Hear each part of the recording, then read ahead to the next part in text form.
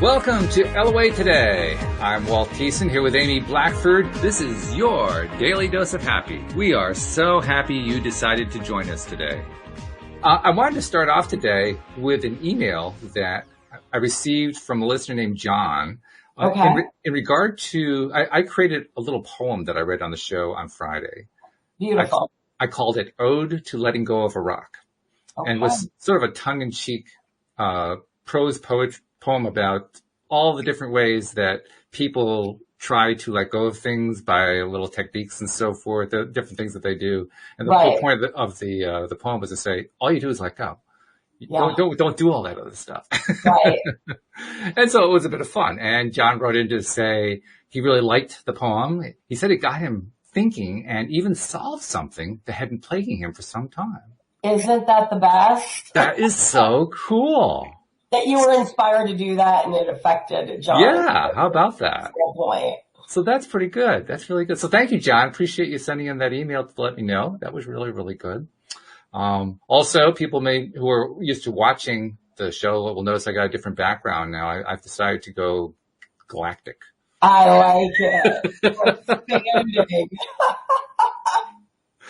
You know, we talk about the universe, right? Well, I don't really have a photo of the universe, but a galaxy that's close. Well, I love it. There are millions of galaxies, so maybe it's not all that close, but it's closer than just a shot of the Earth. Let's put it that way. That's right. Okay. So anyway, some changes happening around here. Louis can't join us today. He's really got a tough gig today. He's vacationing in Wales. I mean, that's really difficult. You know. I mean, that is a real issue. I'm so sorry for him. He sent us some pictures. Gorgeous, absolutely gorgeous Welsh countryside. Oh, beautiful. Yeah. So he may not have internet, but boy, has he got fun. Really. That's what he's got. Absolutely. And he's always here in spirit. Absolutely he is. But that doesn't stop us from having a topic today. We have a pretty good one. You came up with this topic, and I'm going to let you not only introduce it, but I'm also going to let you talk about where it came from, generically speaking, because it's something that we all have thought about at one time or another. I think it's something that kind of comes toward the end of the list of things that we study when we're trying to figure out how to be a conscious creator. But it really needs to be higher on the list, doesn't it? It's actually one of to me, the foundational pieces until you can kind of build on it. Mm-hmm. So the topic of today is forgiveness, and I think it's a greatly misunderstood word. And over the course of, I want to say, like the last 3 years of my life especially, there has been a recurring theme, and it's been around the topic of forgiveness and relationships and family dynamics and forgiving myself, all these different varying degrees of forgiveness.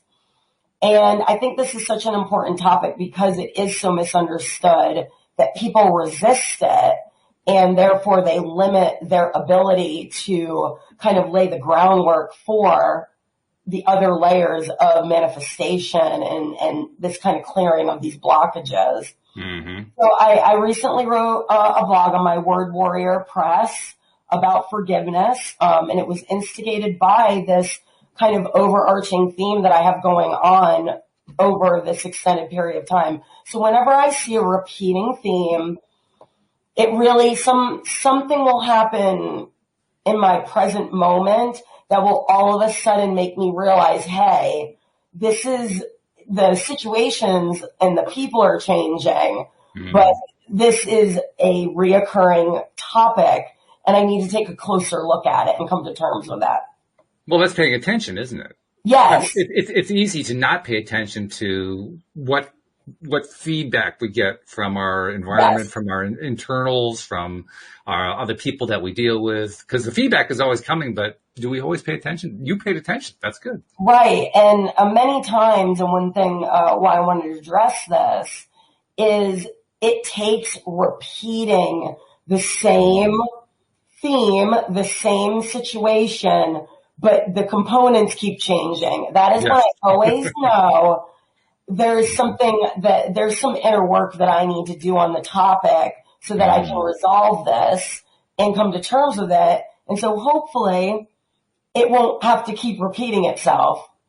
So, forgiveness. To begin, I think it's greatly misunderstood because many people think forgiveness means condoning the actions of others that have hurt us, meaning by saying I forgive you, it is saying that a boundary was crossed and that's okay. And therefore we will resist that, especially if we've been particularly hurt. We will resist forgiveness because we think that means we're surrendering and now just saying it's okay, do that again. Yeah, right. Yeah, which it doesn't mean at all. No. And so there's that. So the key here, and key number one is learning to forgive ourselves. Because until we can learn how to forgive ourselves, we cannot, there's three keys and they all interlink. But until you can learn to forgive yourself for any perceived mistakes, things that you did that you feel sorry for, we cannot change the past unless you've got a time machine. Well, as I know, that isn't created yet. H.G. Wells may be tuning in. I can't say for sure that he's not, As far as I know, the only time machine we have is in our mind. And so going over a past circumstance that we feel guilty for, that we feel any sort of negative emotion around, there's a sense of hopelessness because we cannot change it. And so then we create what I call suffering because we are continuously reliving and activating the emotions as if it's happening in the present moment around this topic that we cannot change. And we keep ourselves locked in almost this like time loop of reliving it, having to go through the emotional reaction to it, and there's really no hope of breaking free of it because I think it's safe to say you're not the only one who calls it suffering. I think a lot of people call that suffering. That is what suffering is. We can do things that we regret, but as long as we don't continuously bring it back up and recall it, that's what suffering is, because there is no forward motion from that. We can only learn from it and say, I did this thing. I forgive myself. So I would encourage everyone to make a list of things that you feel that you did wrong, that you wish you could change, and go over each one of those things and say, I forgive myself. And you'll know when you have actually forgiven yourself, you'll feel the release. And I don't encourage you to try to move on to that next thing until you feel it with that first thing. Also start with the easiest thing to forgive yourself for. It's like with manifestation. Don't try forgiving yourself for something that is really caused you a lot of suffering.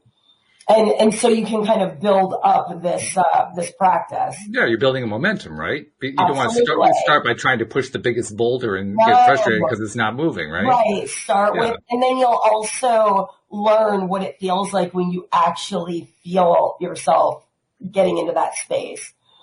This is a good idea too, to do this for a number of reasons. The foremost reason that comes to my mind is that of all the people in our lives that we can be hard on, there is no one beside ourselves that we're hardest on.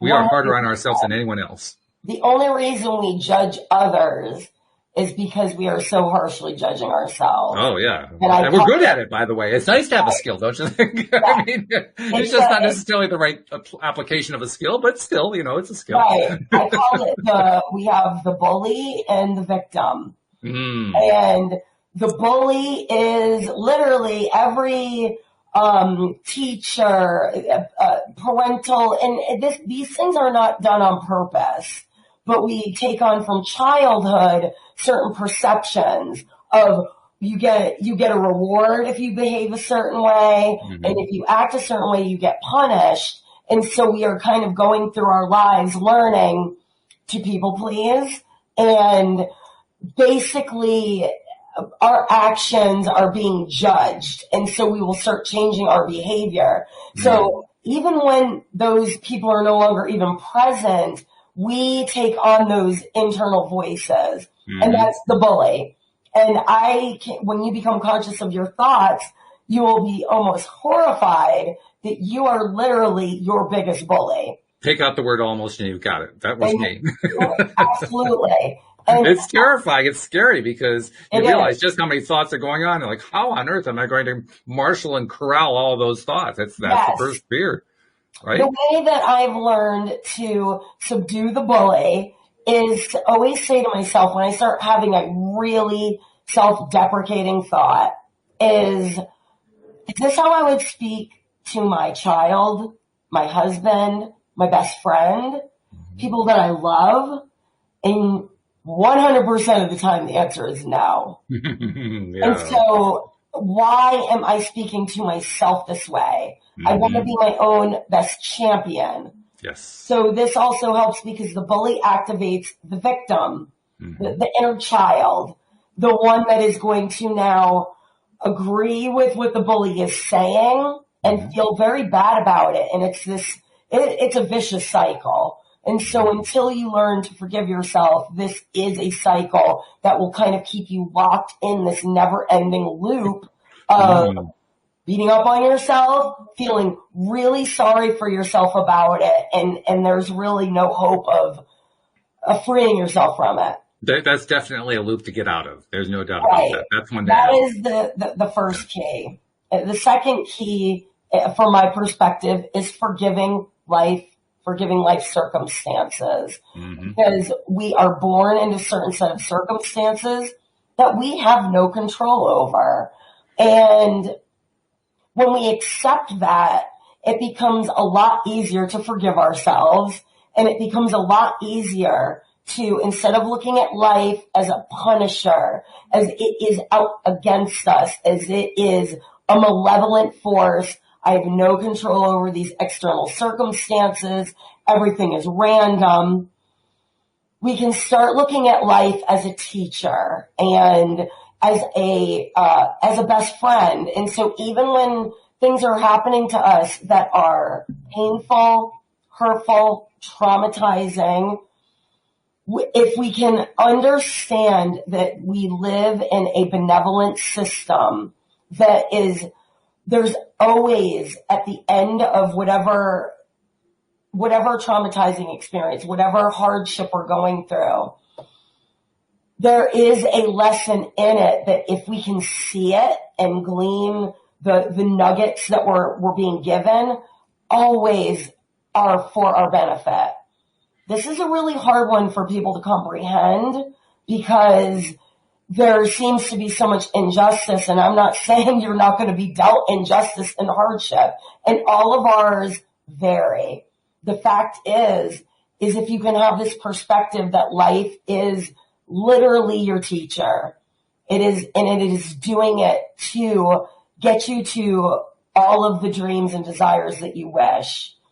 This allows us to release this feeling of we're being punished. We're being punished because of wrongdoings in the past that we cannot change.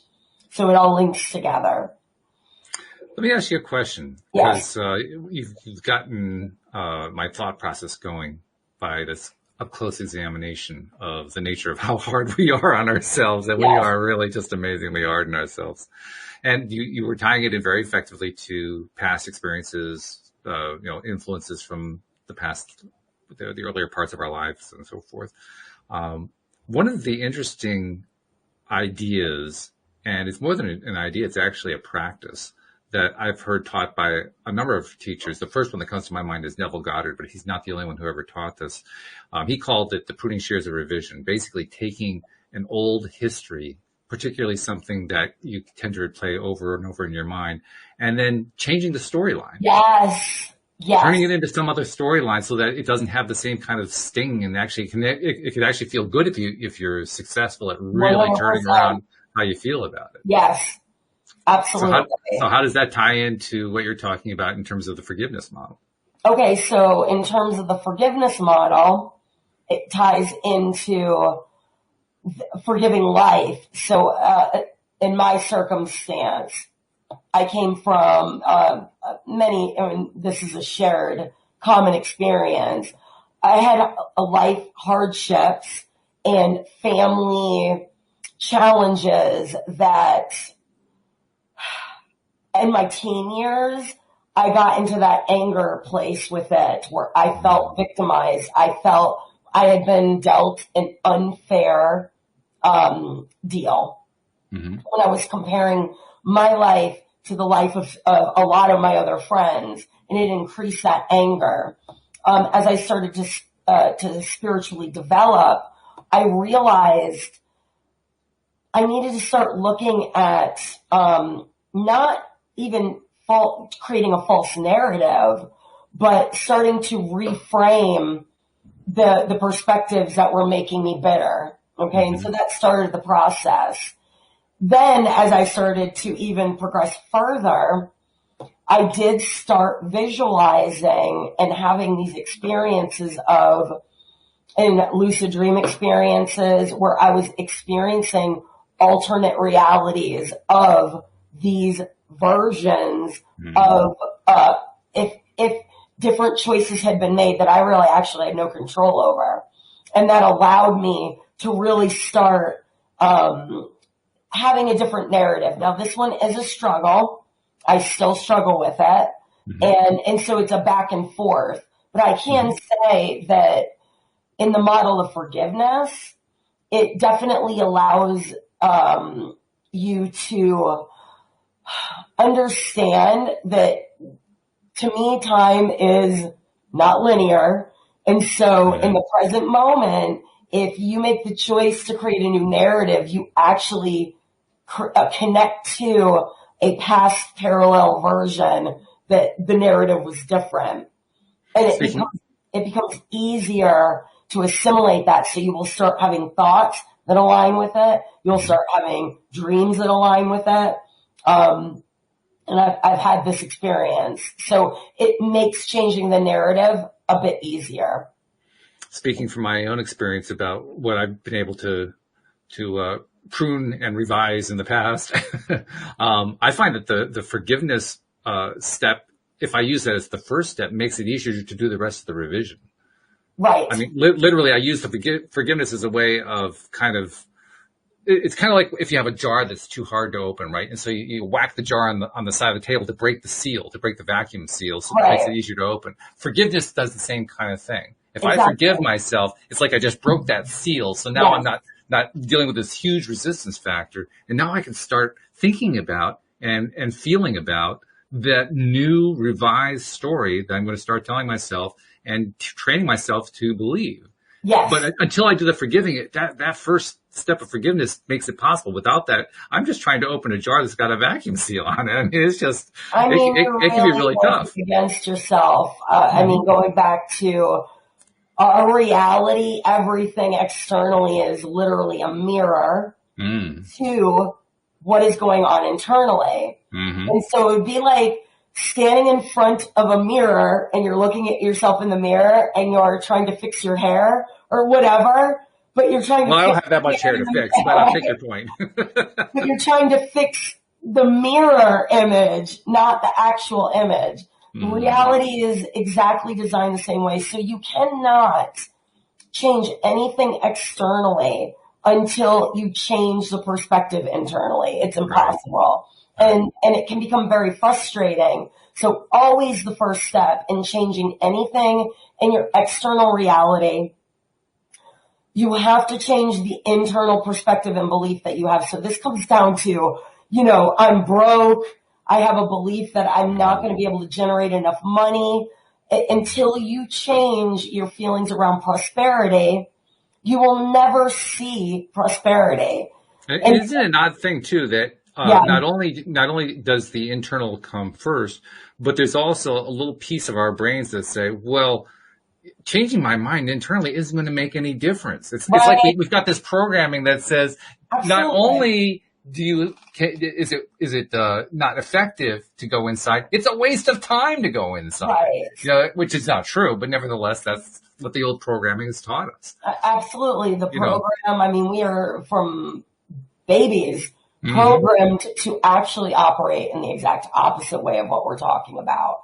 We are basically born into an external environment, and life is just happening to us. Mm-hmm. We have absolutely no control over it. So you'll even hear people say, well, that person got lucky or whatever, but it's never that person actually created it through believing it, applying these things that we're speaking about. You very nicely summarized the first 50 years of my life. I just want to say thank you very much for that. Yeah, right. And actually, the older that you are, when you first start learning this, it takes longer and it's harder to unprogram. Yeah. So, well, there's a lot of tapes built up. I mean, it's not like in that 50 years the mind was blank. You got to peel away a lot of layers. There are a lot of layers, yeah. And I always encourage, people that are trying to learn this. It's not like you become an incredible artist overnight or any craft or skill. You've got to hone it and you've got to practice it. That's right. And you have to be willing to, it's not going to be perfect. It's not going to work every time. But instead of saying this doesn't work, it's that you are learning to master it. No, at a certain point, you're going to break on through to the other side. You do. You break through. The thing I found is you don't really break through in one great big, smash through the wall. It's like stages. It's like little holes in the dike open up, right? Right. And this hole gets a little bit bigger and that hole gets a little bit bigger. And then over time, you notice, the water's flowing. Okay. Yeah. When did that happen? Who turned the water on? Right. Okay. So that leads us into key number 3, which is being able to forgive others. Oh, yeah. This is one of the hardest, and I still struggle with it. Total transparency. I will get triggered immediately when I feel that someone has done something wrong to me. I feel betrayed. I feel whatever, emotion that would make me feel that I needed to forgive someone.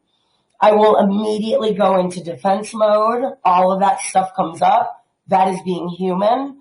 And basically what I've learned and where people misunderstand forgiveness is in order to come to forgiveness for others does not mean I am condoning what they've done. I'm not saying that we will even have the same type of relationship based on what's happened. That normally will be directly tied to how they handle the communication from there. Mm-hmm. True forgiveness is an act of self-love. It means you are not going to carry the burden of what has transpired between you and another. Number one, it happened to teach you something. Mm-hmm. So that's already, it's a gift. So you can choose to look at it that way. And that will allow you to also have compassion for the person that you feel has wronged you, or the life circumstance that has wronged you, or whatever has happened. In order to achieve forgiveness, you first have to understand that person is dealing with their own level of challenges and life experiences. And so don't take it personal. That's very hard to do. Mm-hmm. It is very hard to do, no matter how personal it feels. At the end of the day, that's your choice. You can agree they did this against me and it's all about me. But if you go back to everything is coming from an internal place, you have to give other people that credit as well. That's and true. So forgiveness you can forgive and also mend. That is 100% dependent on the other person's willingness and you seeing that they get that they have their own work to do. And if the relationship is worth mending, you work together as a team and come to that understanding. That's true. However, there are people that are unwilling to face their own lack of forgiving themselves, life circumstances, and they aren't capable of meeting you in a space where you're going to be able to sync up. Then that becomes very toxic. And those are the relationships that I will forgive, but I also will not expose myself to someone who is going to repeat that pattern over and over and over again. We're just not in sync. And I'm not so attached to relationships that I'm willing to basically put myself through that. I think the way I would express what you're describing is when we forgive somebody else, when we put ourselves through the space or into the space of forgiving somebody else, what we're really doing is letting ourselves off the hook. Right. Because, and that's really what forgiveness is for. It isn't so much for the benefit of the person that you're forgiving. No. It's for your own benefit so that you can be nicer to yourself and, you know, give yourself a little more benefit of the doubt. Around that rock, that baggage of what happened that you had no control over. Mm-hmm. You can only learn what lesson was meant to come out of this for me, because I'm not a victim. I understand life is my friend, and everything that's happening to me is showing me it's an inner reflection of another refinement that I can make. Well, it can be a lesson. It can also be just a recognition that life is actually pretty good. Yeah, exactly. You know, it doesn't necessarily, I mean, there's often is a lesson attached, don't get me wrong, but it doesn't have to be that there's a lesson. It can simply be, the lesson is, I'm okay. That's the whole lesson. You know, there's nothing else to learn there. It's just, oh yeah, I can relax. I don't have to get all upset about this. Right. It's all a choice. I make the choice at any given instant in time of what it is I'm going to respond to something. So, and learning how to control an emotional reaction around it. Yeah. Let myself off the hook. Give myself cut myself some slack. You know, they say cut me some slack. Cut myself some slack. Always. And that doesn't mean that we should, there's such a beautiful balance between being very conscious and aware. Mm-hmm. I'm very aware of my weaknesses and my strengths. The difference is I no longer beat up on myself over my weaknesses. Yeah. I embrace them as part of who I am, and I actively work on boosting them and trying to resolve them. Mm-hmm. But I don't create this sense of I'm not good enough, or, you know, there's something wrong with me. And it's a great balance, because it keeps me aware of the things that I think and do that still create experiences that I'm not enjoying. Mm-hmm. So it gives me more control over my external reality and what I'm manifesting. And then my strengths, I amplify those. And so I'm finding, as I'm going along this path, the balance is becoming greater and greater. It's much easier for me now. When something happens and I feel bad about it, it's easy for me to shift, because I'm like, well, I forgive myself. It's okay. Yeah. It's okay. And when you're willing to forgive yourself that way, I think you mentioned how you are very aware of your strengths and your weaknesses. And I think that ultimately anybody who's going along this conscious creator path is learning that, particularly when they're trying to learn how to apply forgiveness and when to apply it. I think the other thing that happens though is the longer that you stay on the path, the longer you're continuing to, you know, do the self-development and do the self-forgiving and all that. Yes. I think you get to the point where, yeah, you're aware that the weaknesses are there. You just don't really give them a whole lot of attention. No. That inner voice might flare up for like 30 seconds and then it's gone. Yeah, I may go into the shower and fire for 10 seconds and then I clean up. You know? It's like, it's done, right? It's when, you know, I first started learning the law of attraction and monitoring my thoughts based on my emotions. At first it was like, oh my goodness, this is it's like a runaway train. I couldn't even believe the amount of negative thoughts I was having in a day. And over the years, and it hasn't been a struggle, I don't have to deal with that level. It just keeps lessening as I'm going. An interesting thing that I've discovered over time, that I've kind of experienced over time, is that the more that I give my attention to the stuff that feels good, and the more that I take my attention away from the stuff that doesn't feel good, and the more that I do like meditative type stuff. I mean, for me, it's mirror exercises, but it could be just straight meditation, or, you know, whatever it is that you do that helps clear the mind of all that stuff that you don't want. I find that even when I've gotten to the point, and I am pretty much at this point most of the time, even when I've gotten to the point where my mind is clear most of the day, I mean, it's blissfully silent most of the day, and I really, really like that. Oh, But wow, even, that's amazing. oh, it is a great place to be, let me tell you. And you can get there. It takes some doing, but you can get there. I thought for sure I wouldn't, and I got here. So even though I thought so, I still got here.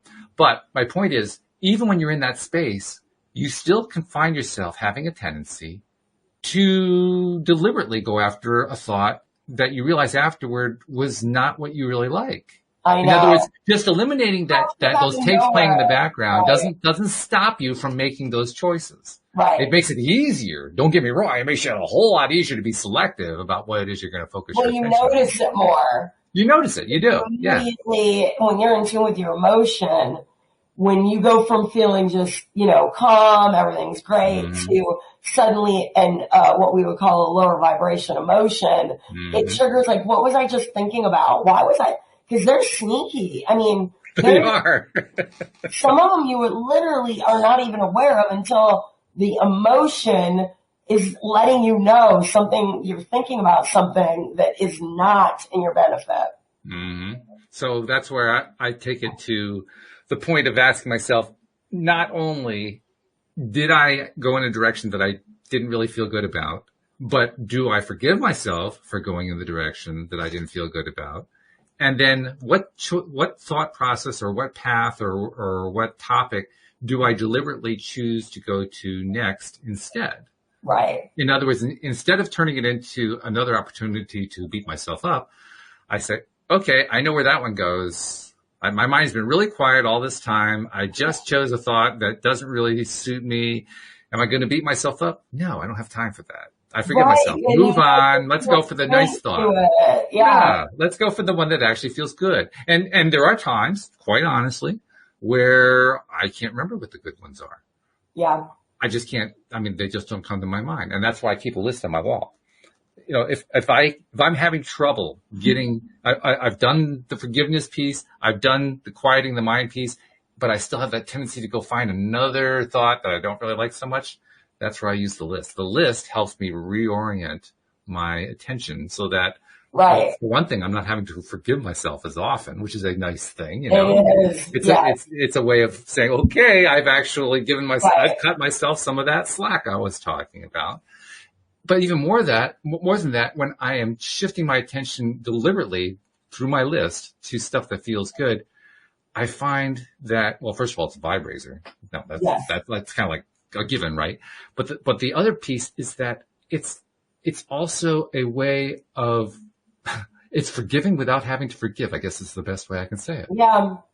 Because Right. I'm in a better feeling place. There's So nothing to forgive. there's nothing left to forgive. Exactly. Right. It's like that was at a time something that needed forgiving. It doesn't need it anymore. Yes. It's gone, And And now so I can celebrate. Hey, I'm feeling good now. I want to also add to that, to expect, so there is a topic called spiritual bypassing, and it's a big one. Mm-hmm. Where I believe this really kind of keeps a lot of people that would like to learn more about this at bay, because there is a misconception around the law of attraction and what people, coin the new age terminology, where basically this idea of being a manifester of your reality and owning your own thoughts and all of this is some form of escapism, that you're just not tapped into reality and you don't care. Mm-hmm. So I really want to address this here, Okay. because there is some material out there and I've seen lots of it, and I understand why some people perceive it that way. So there is grounded in reality, which is experiencing all of the spectrum of human emotion. To ever expect that you are only going to feel positive and happy all the time is, to me, it's a misconception, and it is not something to strive for, because we need contrast in order to continue to expand. It's just part of how this works. And it's part of the reality here. And so we can learn to shift quicker, like have the contrast, and then very quickly shift so that we get the benefit of both. You use the term spiritual bypassing. Let's Yes. define that term more specifically. What do you mean when you Spiritual use that term? bypassing it is basically an ostrich with its head in the sand. It's all good. We're all going to we're going to ascend to a different dimension, and anybody who is suffering just doesn't belong there. And it's actually quite a cold, uncompassionate view of life. And I've seen it a lot, and it is, so I want to be very clear that that does exist. And so it can, in my mind, and I've seen it a lot where people can misunderstand. I feel like what we're talking about here is very grounded in reality. It's about being present here in the reality that we're in. It's not a form of escapism. It's about mastering the reality that we're in and being able to communicate better with ourselves, other humans, and having that compassion first and foremost for ourselves and each other. So there's a difference between that and this kind of, it's almost like a fantasy world. It's a construct that leads to, it isn't relatable. It isn't something that people can apply here. And so I feel like it can actually be quite damaging to people that are trying to open up to these new ideas, and then they come across material like this. And let's see if we can define it a little bit more clearly than that. Because to be honest, right now it seems a little bit vague to me. Okay. Because if I were to take what you just defined it as, I would say, well, in many ways, what you're describing is conscious creation. Conscious creation is inventing a reality and making that your reality. And that's, in a sense, what you're complaining about. So I have to go back and ask again, what exactly is the spiritual bypass business? To me, it's basically giving information to others that is not helping them in this grounded reality that we have here, in this dimension. It's basically a lack of compassion. It's a lack of a genuine connection. Like what we're doing here on the show is trying to take these concepts and apply them in real time to use as tools. Where for me, spiritual bypassing is using theoretical concepts that are not helpful in doing that. That's the best way I can describe it. Because I'll tell you honestly, I've never really been for or against or even interested in the whole concept of spiritual bypassing. And partly that's because anytime I've ever seen it used as a term, it always seems to be used by somebody who is basically trying to blame somebody else for something. And so I lose interest in it really, really quickly because of that. No, I get what you're saying, but I myself have seen it and experienced it. So I'm coming from a perspective of there is a difference between learning how to master this reality from a spiritual perspective and this form of storytelling and fantasy that can actually be, to me, very misleading.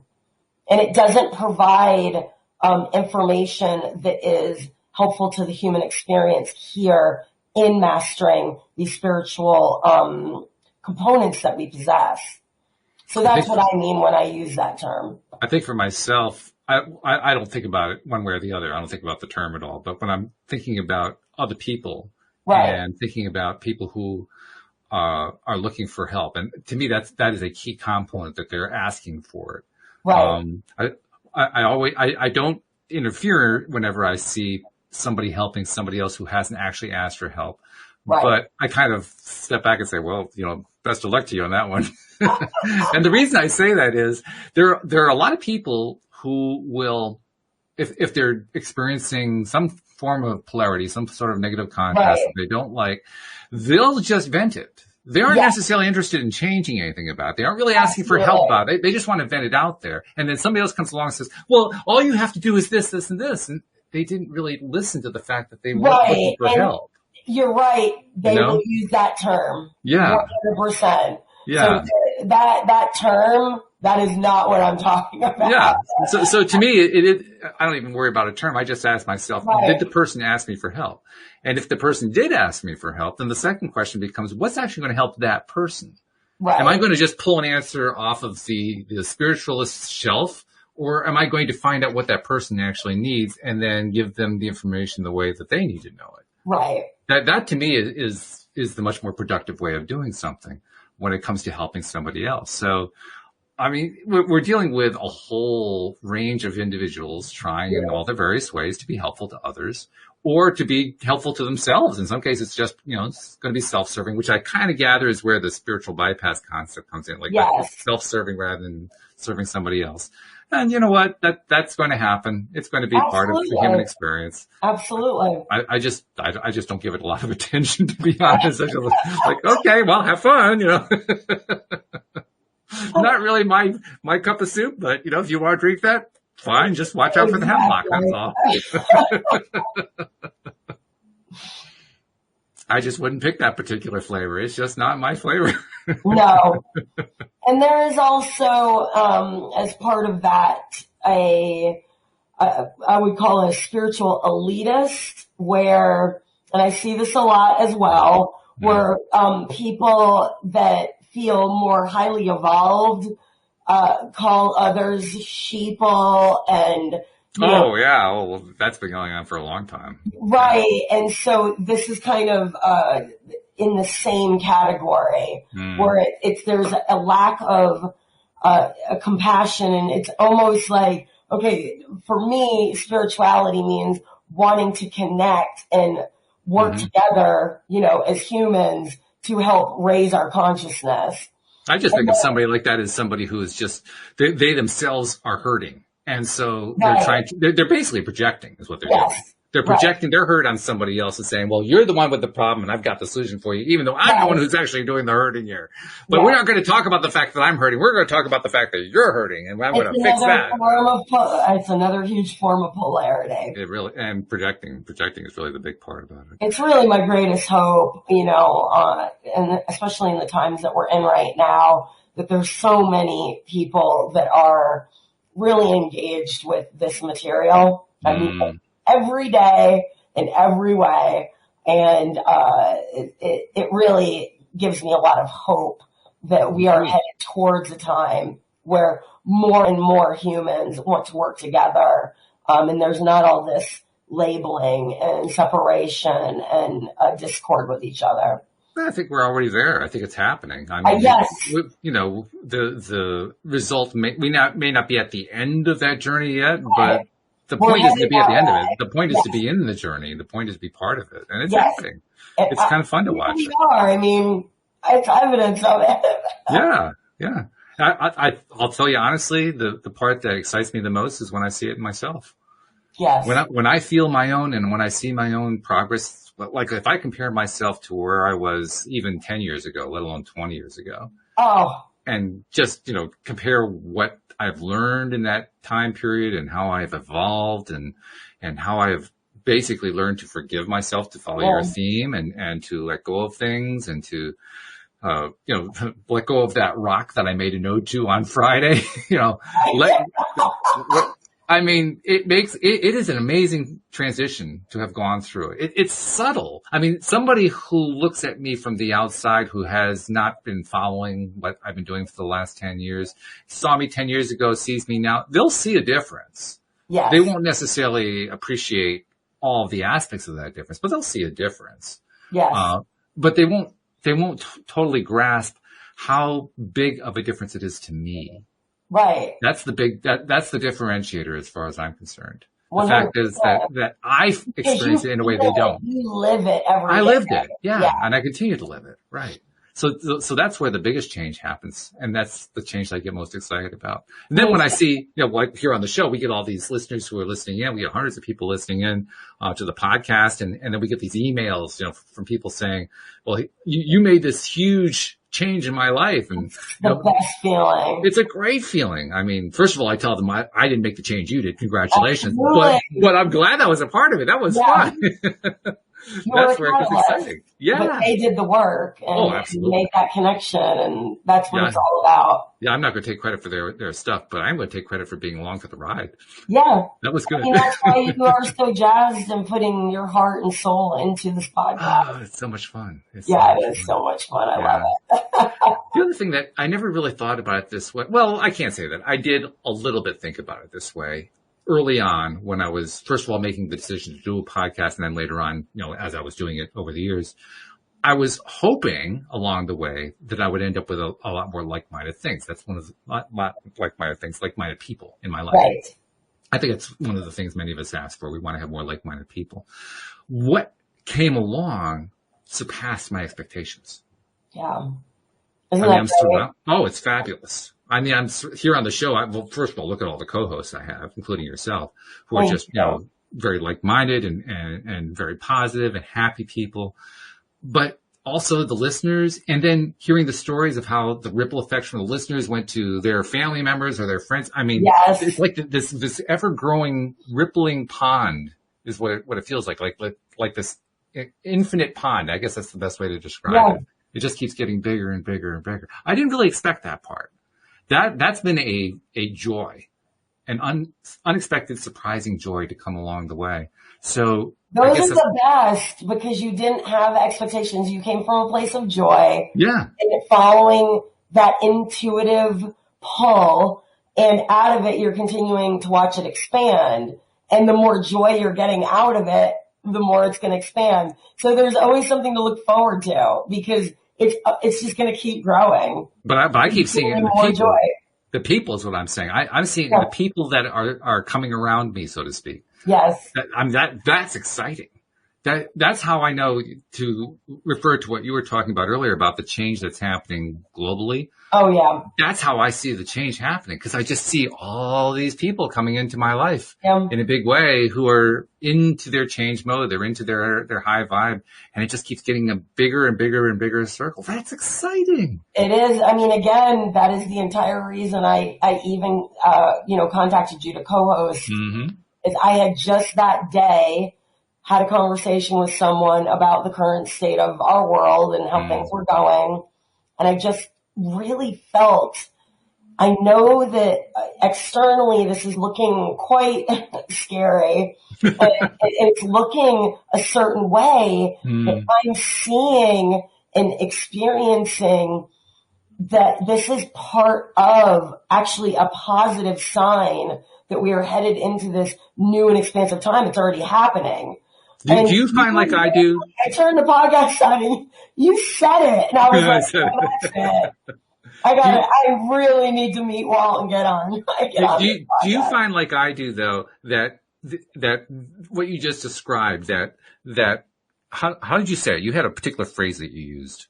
I'm trying to think how you just very nicely summarized in one sentence that transitional thinking that goes on. How did you say that? I can't remember what you said. Transitional thinking, the shift in perspective.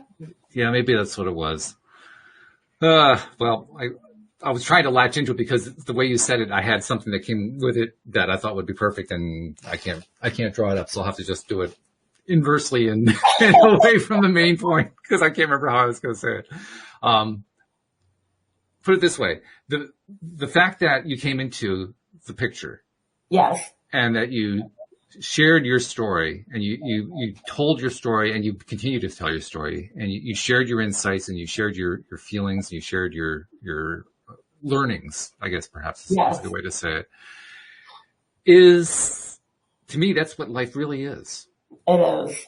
To me, that's where the living happens. Maybe that's where I was trying to get to. It's where Beautiful. the living happens. Yes. Living happens in this stuff that we're dealing with right now. Yes. And the joy that's in there is just remarkable. It's certainly not something I expected. It's certainly not something that I thought was going to come along. I thought this was going to be something where I'd be, clawing my way tooth and nail every step of the way. But to find that, well, it fits the Abraham message. To find that when you start reversing the momentum and you keep the new momentum going, that it gets easier and easier until all of a sudden these different experiences that are very much in alignment with what you're talking about come to you. That's what happens. That's what has been happening.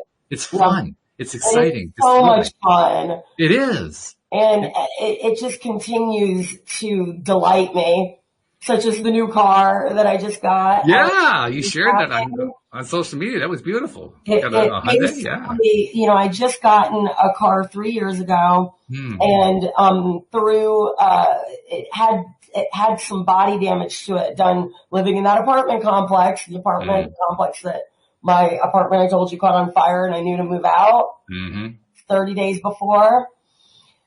Basically, I started a week ago.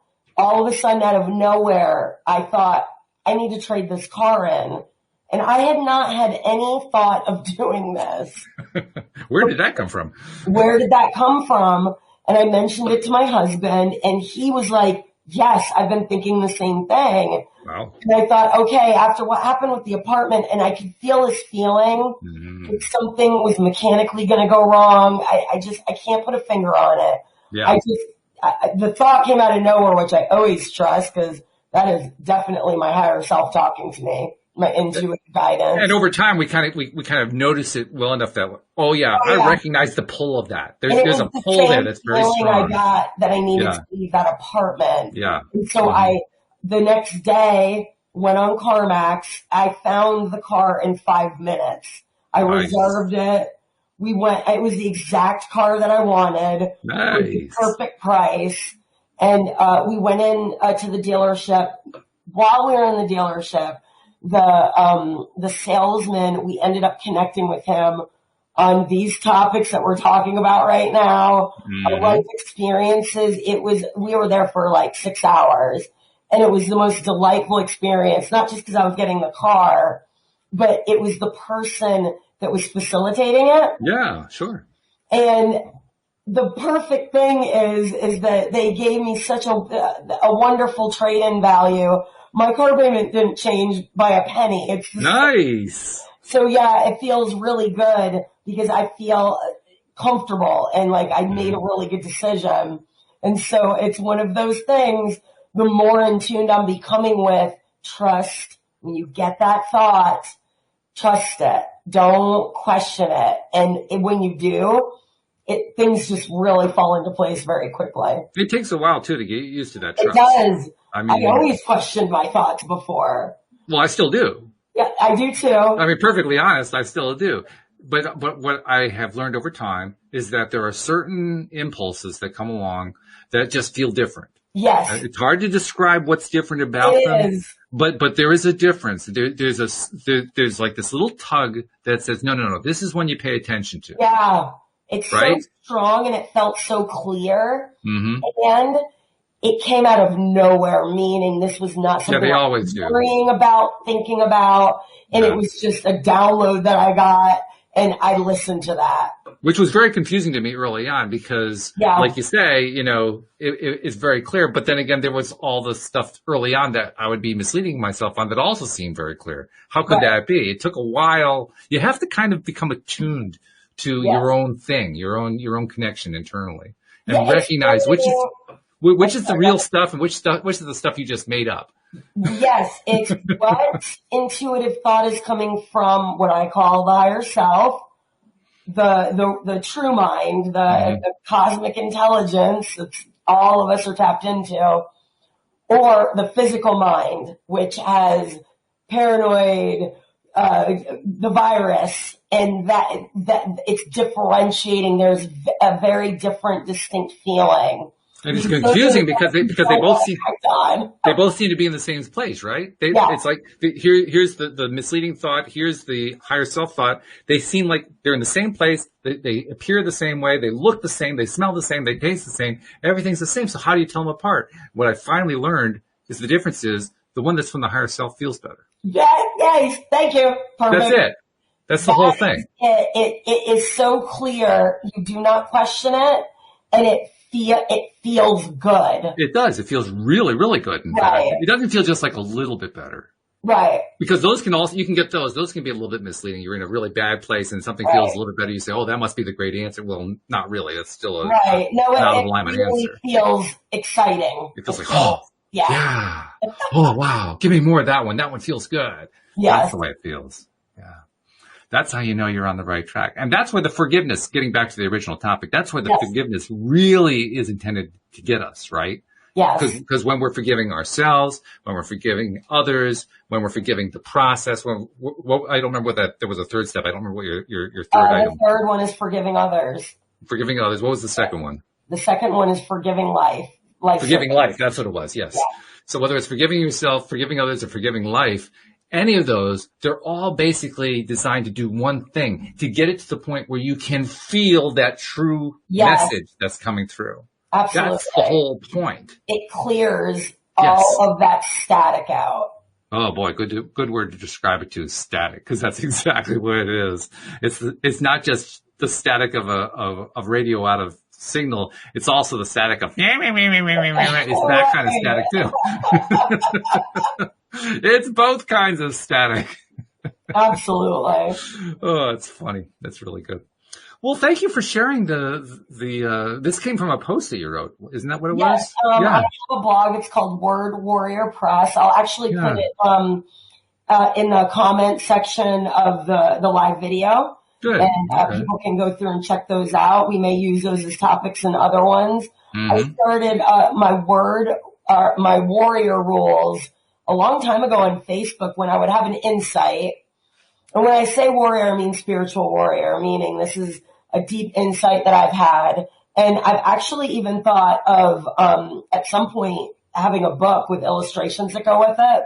But I really wanted to start a blog, and I give a challenge at the end for, bloggers, readers to apply this insight in a way that they can, use it and apply it in their own lives. This was my newest one based on recent events, and honestly, the accumulation of the last 3 years of this theme continuously coming up. Very good. Okay. Yeah. Well, good stuff. I want to make sure that I let people know, first of all, David Strickel, the Stream of David, is coming to visit us tomorrow. So if you want to, first of all, if you're a live streamer and you want to ask a question, join us in the live stream, ask your question, and we will include it in the conversation. If you're just I say the word just, if you're just a podcast listener and you want to send a question, then hey, we're glad to include your question too. So send an email or, use the LOA Today app to send your question in that way. And we'll be more than happy to bring it up with the stream. Talking to the stream is like talking to Abraham. It's like being in the hot seat and talking to Abraham. And it's a wonderful experience. So even though we can't put all of our listeners in the hot seat at the same time, we can at least use the questions, which is more than you get with Abraham. Abraham, you get just the person who's in the hot seat, right? 100%. Yeah. So this is like Abraham better. So basically, now our listeners can go to the LOA Today page, to the app? Facebook page, or the page, just under the video, because you pre-put those up now. Yep. The reminder. Yep. Put a Q question and put your question in. Yeah. And then they're already queued up. So when it comes on, you can ask those questions and they can get answers. And on the Wednesday show, we're also going to be following up on the experiment that we started last week. We started doing LOA experiments where people are encouraged to actually try to manifest things, kind of as a team, so to speak. So we're all doing these manifestations together. So you want to be a part of that as well. So I guess it's just another reason to keep listening and also keep paying attention to the LOA Today app and using that to send in your questions and comments, because we want you to be part of the conversation. 100%. But Amy, this has been great. Thank you very much for doing this. I mean, we kind of missed Louis today, but it'll be good to have him always, but he'll be back, and it'll be back. Well. It will be, and we'll have another topic for you. You have one challenge. Your challenge is to come up with something equally good. Okay. I'm going to be referencing my blog again. There we go. Okay. I got lots of good stuff. Good thing. I like that. So thank you very much. Thank you especially to the live streamers who are jumping in and sharing your comments. And thank you particularly to all of our podcast listeners, without whom we would not have a podcast. We'll see you all next time. John was the original, we got a question in the beginning. Oh, we got a question from John. That's right. Yeah. Thank you, John. We appreciate that from John too. So thank you very much. Anyway, we will see you all next time here on LOA Today. Goodbye, everybody.